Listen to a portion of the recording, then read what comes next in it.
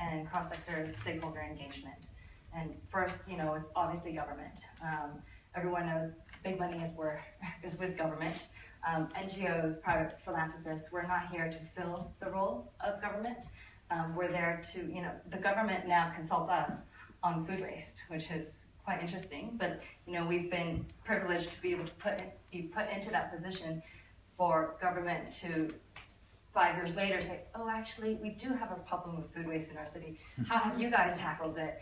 And let's put together best practices based on the work that you've done, because you filled the gap. And they try to engage in a way that, eventually, of course, if there were no hungry people in Hong Kong and we didn't have food waste, then I wouldn't have to be working and the government would take over the job, right? So eventually that is the goal, to work myself out of a job.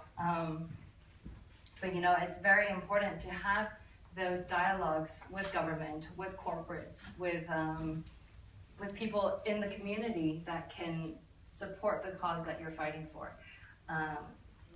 Poverty alleviation is unfortunately a problem that private philanthropists can't solve. It's not an overnight, it's not a goal that we can say, okay, well, we fed so many people, now we don't have hungry people in our world or in our city anymore.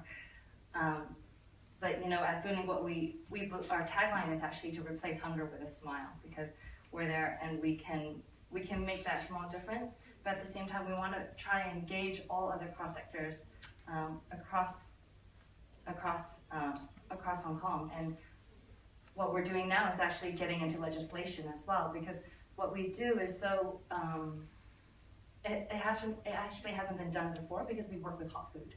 And hot food, you're dealing with health and safety, food safety, and there are a lot of regulations. And so we're trying to push legislation through.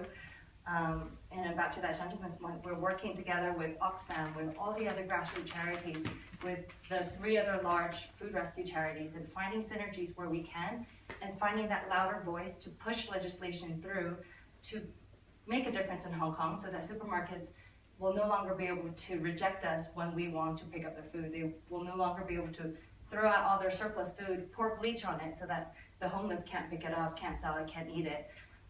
But instead, we'll be able to be protected by government, by legislation, to give us and other charities food. So, one is being able to engage with other people who are in the same sector, and 2, also, with government and starting that dialogue, which is often difficult, because with, even with Foodlink, I was passed between, oh no, you're doing social welfare, so go talk to social welfare, and I go talk to social welfare department and say, actually, what you're covering is environmental, go talk to the environmental protection department.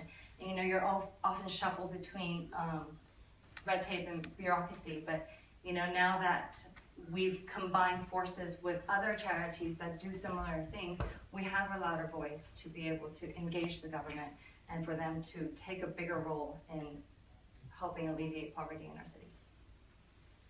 We start with the question of sustainability.